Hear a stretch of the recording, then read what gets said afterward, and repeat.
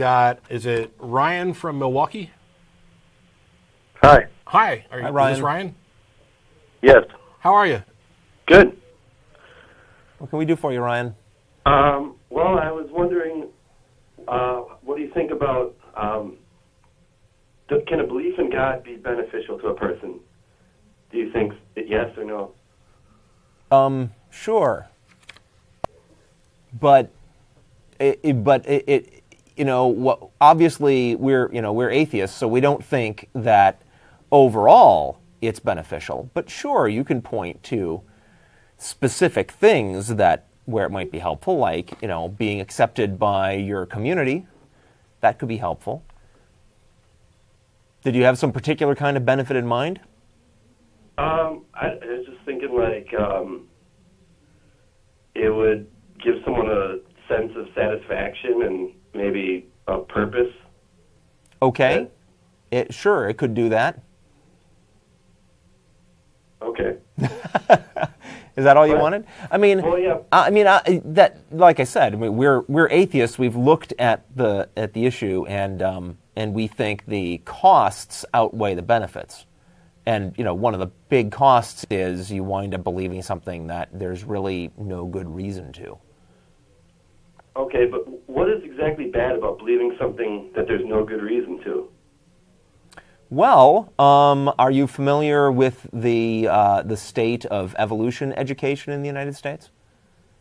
Yes. That's driven by a bunch of people who believe something for no good reason, and thinking it's important then to get other people to believe the same thing, and as it comes into conflict with something there is a good reason to believe, which is evolution, and that's an unnecessary conflict. And I think there's another example too that you might think of, because we've never said that there's no benefit. You could find benefits for almost anything. There's a benefit to taking heroin. You feel good for a while. But my concern is more about truth. For example, and you asked, kind of what's the harm in believing something if it makes you feel good? Well, what if you believed that you had won the lottery? You didn't have any good evidence, and you didn't have any reason to think that it was actually true, but you believed that you won the lottery. What you believe is going to change how you act. Or you're going to go out and you might feel good. Hey, all of a sudden I'm rich. But if you start acting as if you're rich when you're actually not, then you're doing harm long term. You're going to run up bills and spend money you don't have and find yourself in a terrible situation afterwards. Right. So that happy feeling has a cost. That's what we're talking about. Though. How's that? Well, because like you said, if you think you won the lottery and then you run up bills and whatever, it's going to come back and get you. Yeah. But when it comes to a belief in God, you'll never know until you die. Well, so it doesn't really. But it's not. The consequences of religious belief here in the U.S. are, things like the interference with evolution education, which is a consequence that is happening now. We don't have to wait until Christians die in order to find out whether they were correct in interfering with the teaching of evolution. This is a problem now. More specific than believing in a God, because many people who believe in God. I think maybe even the Pope does. I mean, beliefs have implications, and the rejection. There are of course people who believe in God that accept evolution, right? But a lot of them don't. And the ones that may think that evolution is okay, even though they believe in God, may reject medicine. We've got what is that? Christians that are against taking medicine and wind up killing their kids. Christian scientists. Right? These are all, those other beliefs that are related to the belief in God are part of an entire belief system that naturally forms around any view that you have. And if the core of it is not true, all of this stuff is unnecessary. But there are problems that are caused right here and now. It's not simply a question of, maybe they're right, maybe they're wrong, and they'll find out when they die. I mean, do you have I mean, I'm assuming that you perhaps have some belief in a God. Yeah, I do. Okay. Now, does your particular belief, because you seem to be asking, is it possible to have a benign belief in a God? Yeah, that's right. Sure. And as far as I can tell, it's largely irrelevant. And there are a lot of people who believe in a God who completely separate that or segregate it so that it doesn't affect any decisions that they're going to make. And if you can actually do that to that extent, then my response is, okay, what's the point? I mean, what is it? I mean, if you just believe something because it makes you feel good. Well, the point is because it makes you feel good. I mean, what's a bigger point than that? Right. If somebody never took actions that were based on that belief, my only objection would be that they believe something that's not demonstrably true. And I don't necessarily. Why object to that even? Well, because that is objected to on principle.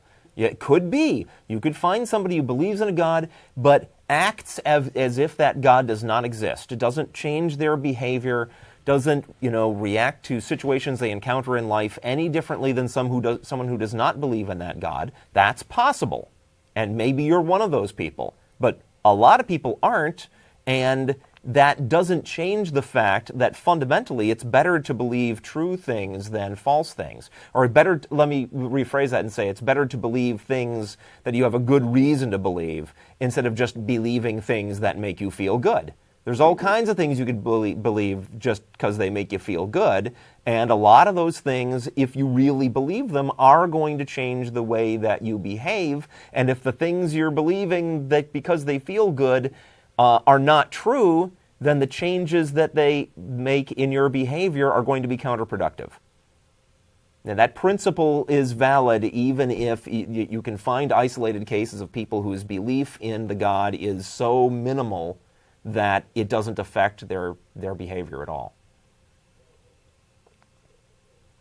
Okay. Now, can I ask a quick question? Do you think it would Sure. would you prefer to have your beliefs be consistent with reality? Because what you seem to be describing is what's wrong with me having a comfortable delusion? And my response is, if you enjoy having a comfortable delusion, that's your prerogative. But I am not comfortable with that, and I think that we can demonstrate that having a worldview that is consistent with reality and as delusion-free as possible is the best way to go about making decisions. Because even though you may think that your God belief doesn't really have any effect on anything else, it seems to me that in order to justify that, you have to commit some logical fallacy. You have to train your brain, or your brain has to have been trained, to accept non-truths that are comforting.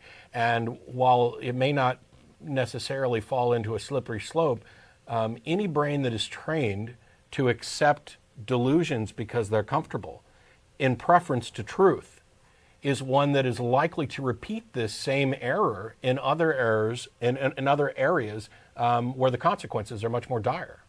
Would you agree with that?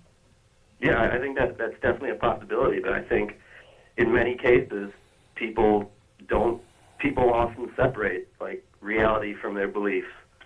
So I mean, I know many people who have a belief in God. In fact, most of the country does, and aside from a few people, I don't know, terrorism or whatever, most people seem to have pretty normal lives despite the fact that they believe in God. That's like 80%, I'd say, but not everyone. Yeah, I think partly is you may have some confusion about what it is that we would object to. I mean, obviously, I'd prefer that I lived in a world full of people who were free from delusion, who cared about truth, who were working together, towards the betterment of society. But the average person who just believes in a God and doesn't really let it affect anything in their daily lives, I don't consider them to be of any great harm, with the exception of the fact that they provide cover for those who do. This is something That's that a good Sam point. Harris has come up, has mentioned on numerous occasions, and that is that liberal and moderate believers provide safe sanctuary for the fundamentalists and extremists. The extremely vocal and well-funded minority of this majority that would seek to limit the rights and freedoms of others. And by using the same labels, the same holy books, they kind of give validation to ideas that are demonstrably, obviously harmful, in order to protect their own comfortable delusion. And I'd say that means that there is a problem. Maybe not for the individual. You have to look at this beyond the individual. I may be comfortable my entire life believing something that's not true, but that belief, I don't live in a vacuum. I share a planet with other people. So my beliefs inform my actions have consequences, and this probably is out to everybody. Anything else, Ryan? That's it. All right. Well, thanks a lot for calling. Yep, thanks for taking my call. Sure. Appreciate it. Yeah, this reminds me of a billboard I saw driving down to the studio today. Some local church is advertising on a billboard that that their church is exciting and new and different because they talk about ecology. It's like, wow, we're they're like mixing ecology and theology is the way that they're marketing it. And while I certainly appreciate any Christianity-based religion that gets away from the notion that, oh, God gave us control of the planet and A, we're free to do whatever we want to with it and not worry about consequences, and B, God will step in and fix everything anyway.